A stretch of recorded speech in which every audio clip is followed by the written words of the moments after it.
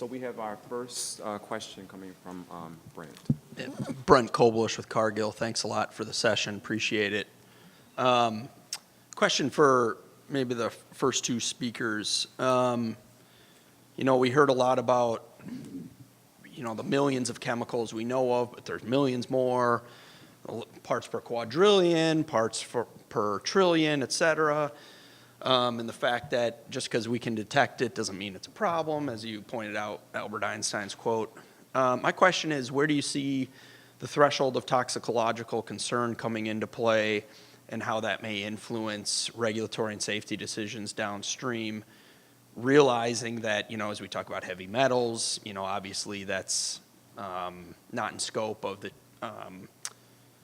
TTC, but with regards to a lot of unknown compounds that we will be finding and their structure, I see a direct applicability with determining from risk management, risk assessment decisions, but just curious from your standpoint how you would approach that and whether or not that needs to be a significant avenue by which we take on safety and regulatory affairs. I'll take a first shot at it, but the TTC approach has been applied, and if you look at, I'm not sure if you're trying to get towards in silico, but modeling is another way. If you know the structure, you could do computerized modeling, but as it was probably obvious, I'm a very strong advocate for at least initial in vitro high throughput screening. And I honestly don't see another choice here when we are dealing with disinfection byproducts, for instance, where the vast majority of the total organic carbon in drinking water, we don't know its identity at all. More than 95% of it, we don't know what it is. And so maybe someone else has a better idea about this, but the high throughput screening that's been done, started under NIH and Tox 21, EPA ToxCast, I think is a good way to prioritize the in vivo work. I also want to make that point. I'm not dismissing in vivo. We still need it. But we have to start somewhere when we have hundreds of millions plus the multiples of byproducts from those hundreds of millions. And I think rapid biological in vitro screening is the only way forward. And I like if it is truly used as a prioritization method, okay, that's great. But as well as I do, there's going to be regulators that are going to regulate directly off of that in vitro data. When I could put something through that high throughput screening, compounds from broccoli that'll light up the proverbial Christmas tree. What does that mean? What is a false positive? But from a prioritization standpoint, totally agree with you. But I'm just fearing that we're going to start going to the regulatory approach or start regulating based on that in vitro data. But that's a discussion for another time. I know we've discussed it here at ILSI. Maybe I could respond real quick. Sure. That is the concern here in California. That is the battle that's waging now. But none of the scientists that I know of are saying that we should set a threshold just on the in vitro and regulate against it. But the question back, and maybe for the whole panel, would be, what's the alternative? What is the alternative? What is happening now is if people detect 1 part per quadrillion of anything, people are saying we have to build an engineered system to remove it. It will never work. But if it's applicable from the TTC principles, do we even need to do it? If you don't know the chemical structure, how do you do TTC? Well, but, right. So, I know we have another question, but on there, a lot of times we've been timing it here.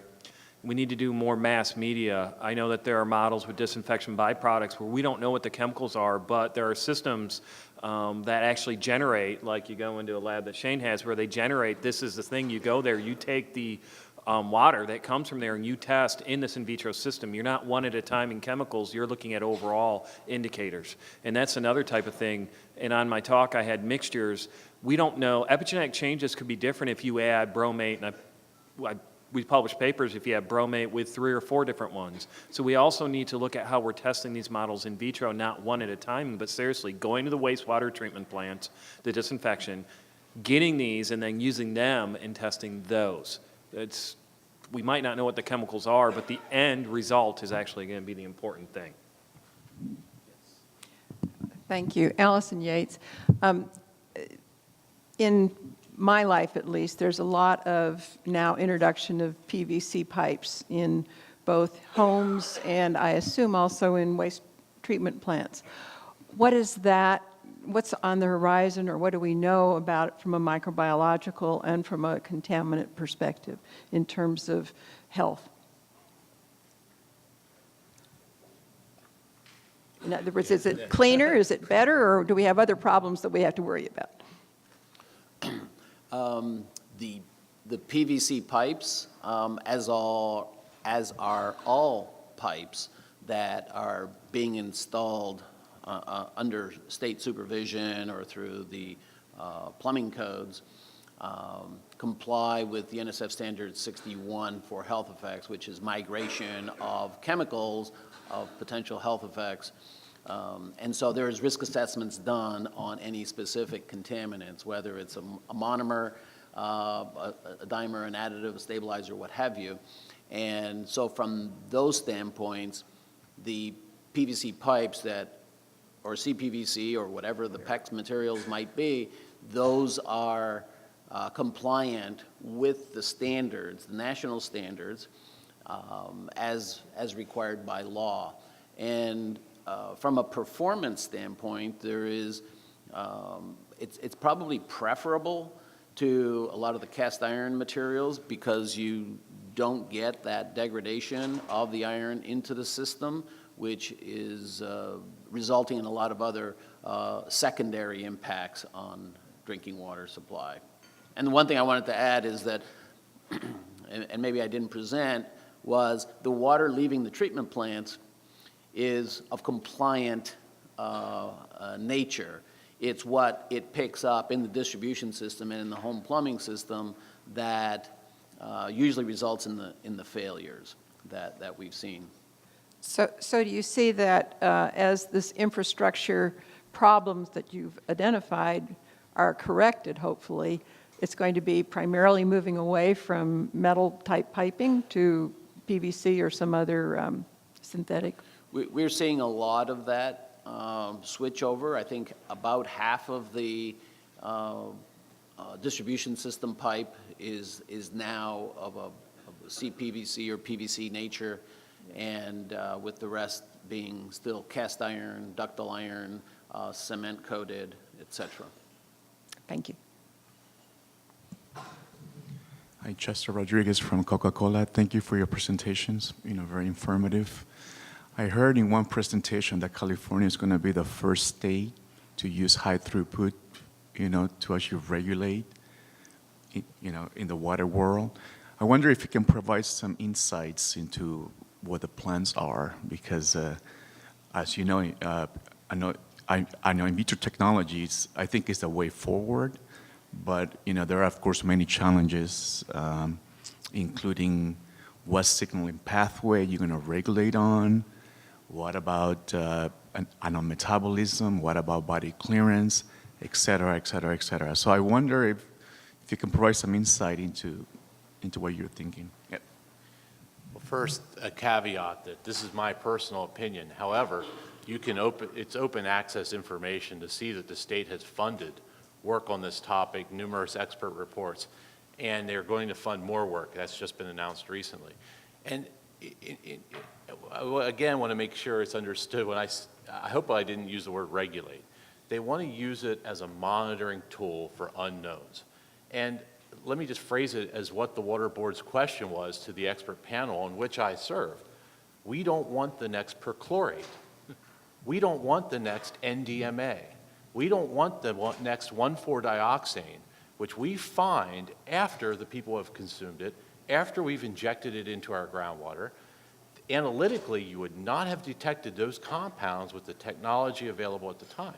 So the question is more of an occurrence question than a health endpoint question. It is, what tools could we use that can help us get ahead of the curve of identifying new substances that we may not have known about, but also looking at the mixture. And so my prediction is that the state will start with the low-hanging fruit, which is estrogenicity. And this is an endpoint which is widely agreed upon by the OECD, already implemented in parts of the European Union, where you can use an in vitro system to predict the effects in an animal. But again, the question is more of let's monitor the water using a reasonable battery of endpoints. It won't be all-inclusive. It's not going to have behavioral endpoints. There's a lot of things you can't do with those assays. But it's a start. It's a beginning. Because what else are we going to do? We just monitor for the 100 contaminants in the Safe Drinking Water Act? I can tell you the public won't go for it. Because most wastewater in this country right now, you could drink because it is compliant with the Safe Drinking Water Act. 90-some% of the nation's wastewater, if we just follow the Safe Drinking Water Act, we would say, let's just drink it now. So that's the question, how do we get ahead? And if anyone has better ideas of how you do that, and think about the mixture, and think about the unknowns, step forward, because there are expert panels all over the world who would like to hear that, what the other way to do it would be. Yeah, thank you. I think high throughput, like I said before, I think is a way forward. But, we just need to be careful, promoting the responsible use of it, right? Because when when you have an isolated cell and you're exposing that to massive levels of a chemical, you don't have any of the, protein binding, metabolism, blood flow. So that, yeah, I just wanted to make that point that we have to be, careful in the way we use that, those new technologies. Yeah. Yeah, I totally agree with you, but I would also say that using a rat and mouse to come up with the regulations we have now, I could show you an equal number of arguments where its metabolism, where its pharmacokinetics, where its stomach does not mimic human, and we make the same mistakes. And it costs a lot more money, takes a lot more time. So there's no perfect solution, I agree. Brent? I'd just like to continue this debate, if you could. So one of the things that, it's like bait and switch regulation, okay? So we know that, hey, let's just monitor using this. That is a way for the regulatory world to, yeah, I agree with you. Scientists may go, hey, we need to do this so we can prioritize. That's just not how it works, though. The scientists may say that, the policymakers will take that and just start regulating. It will happen. That's why you have to couch, it's more than just the science, it's the communication around this. And from my standpoint, if your point to me earlier about, well, if we don't know the structure, we can't use TTC. Well, if you don't know the structure, how can you regulate something if you have no idea what it is, too? So, you could play that game back and forth. The problem is, is the fact that in vivo and classical toxicology, it really worries me that we're starting to get away from the whole animal model. What other mechanism do we have? In vitro is not better. In fact, it opens up the door for more questions. Yes, true, that metabolism may be different from species to species, and we have these uncertainty factors that we can use, but it's almost like, from a toxicological standpoint, we could talk about this all day long, that we're going backwards, and all of a sudden the fundamental principles of toxicology using in vivo models isn't good anymore, but how is in vitro better? So that's where I'm fail to see your argument that we need to totally utilize this technology to inform us. I agree, to maybe inform and better, prioritize our resources to in vivo modeling. But you know as well as I do, we don't live in that perfect society. And once the papers start coming out saying this, that, and the other thing, the headlines are going to read, it doesn't matter. The vast amount of public doesn't understand that a cellular model is different than an in vivo model, but that's what the headlines will read, and then the policymakers will start picking up on that and regulating based on in vitro endpoints. Well, if you're advocating that we bury our head in the sand because we're worried that regulators will take science the wrong way, we will never advance. And what I'm telling you, it will happen, and it's going to happen. The World Health Organization is also going to advocate. We cannot do in vivo testing for everything. It's a prioritization tool. I'm interacting directly with Sacramento. I have not heard one regulator say what you're saying, not one. Nor have I heard one member of the expert panel say what you're saying. You need to read the documents, because we have people that come up and say that stuff without one basis of shred of fact. Give me a citation where any of the expert panels have said it, and then I'll buy it. You're speculating.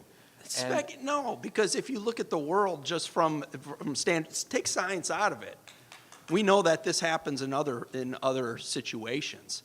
But you're in Sacramento, you also have OEHA there that's regulating on things and these types of things. Where's the problem?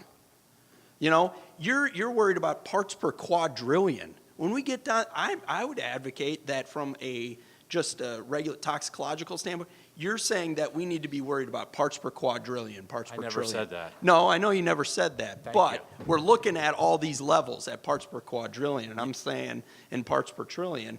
And do we need to be focused on those? Yeah, I think the point that you're getting at, Brent, is how do you, the communications of it. So if you find something, you know, and that's another issue. I don't think we can solve that, the communications piece. Let's move on to Chester for the last question. Thank you. The discussion is really good, I think. This is just a comment, actually. The most promising use of high throughput technologies that I've seen is actually, I know, has to do with clustering chemicals, based on bioactivity profiling, and then using read across. So, with the read across, of course, you're using, tox information, for chemicals that you do know, and then comparing those, the in vitro signatures. And I think that's the most promising use that I've seen.